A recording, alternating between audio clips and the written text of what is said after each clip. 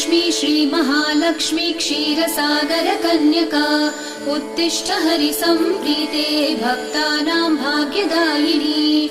श्रीलक्ष्मी श्रीमहालक्ष्मी क्षीरसागरकन्यका उत्तिष्ठ हरिसम्प्रीते भक्तानां भाग्यदायिनी।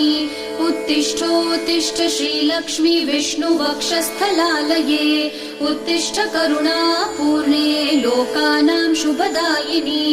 उत्तिष्ठोत्तिष्ठ श्रीलक्ष्मी विष्णुवक्षस्थलालये उत्तिष्ठ करुणापूर्णे लोकानां शुभदायिनी। श्रीपद्ममध्यवसिते वरपद्मनेत्रे श्रीपद्महस्तचिरपूजितपद्मपादे श्रीपद्मजातजननी शुभपद्मवक्त्रे श्रीलक्ष्मी भक्तवरदे तव सुप्रभातम्।